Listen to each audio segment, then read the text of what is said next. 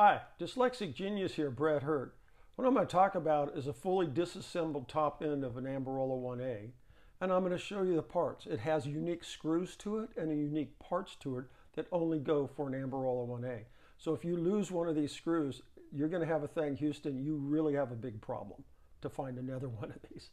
This is a disassembled top end of an Amberola A-1, and this is another 1A motor. And all these parts fit right in here. It's very interesting. Let's start with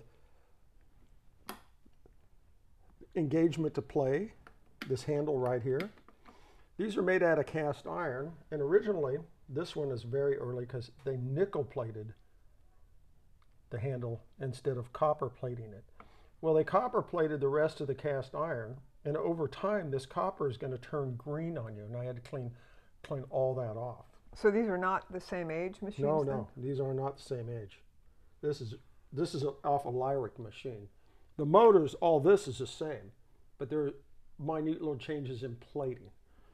Also, all the castings in here, like these little bits like this, were all nickel plated from the factory. I've come in and done a little bit of pre-assembly like this piece. I've re-blued all the screws. That's in this bowl right here. So if you're doing one, you go, oh, look at this screw right here.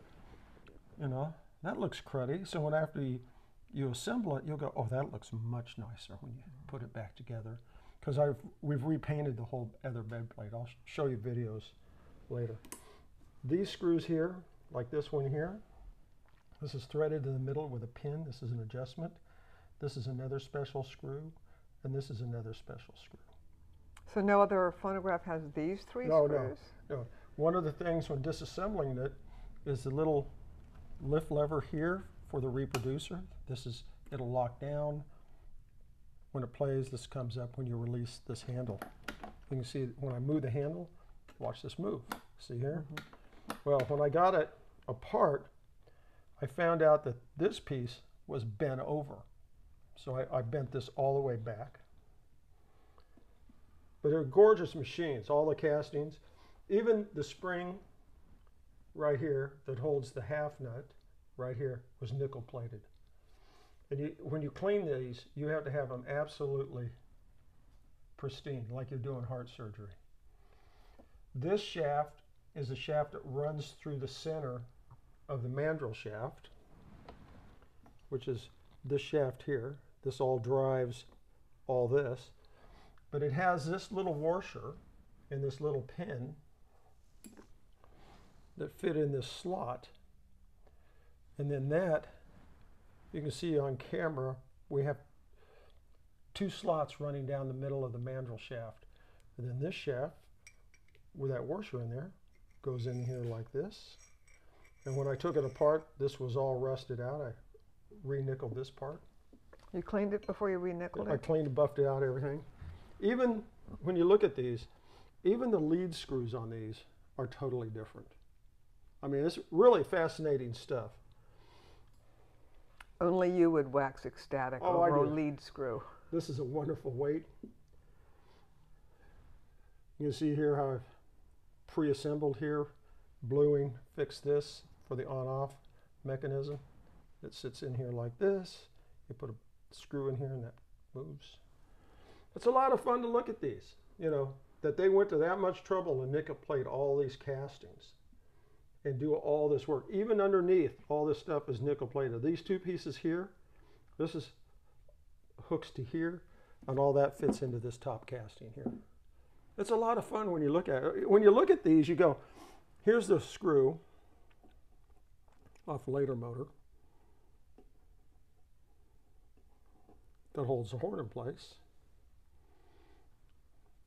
And in here is the early one compared to the older one.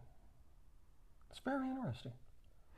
Wait, early and older, I thought. This is, Lyric is early, later is the Rococo looking on Amberola A-1s. So this disassembled one is the Lyric? Yeah, this is the Lyric. Little things that you want to do. This is the tension screw here. I cleaned this up and came in and cleaned all the crud out of here, out of the knurling, so when it's together it'll look nicer and you can feel this. Problem is that dirt and oil get on here and little fingers, and when you're adjusting it, it fills up these knurling marks on it.